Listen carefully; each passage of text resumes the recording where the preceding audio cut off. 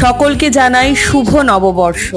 1432 সালের প্রথম প্রভাতে রইল অনেক শুভকামনা, অনেক শুভেচ্ছা।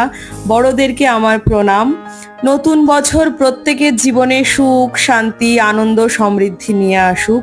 প্রত্যেকের জীবন ভরে উঠুক সাফল্য ও খুশিতে।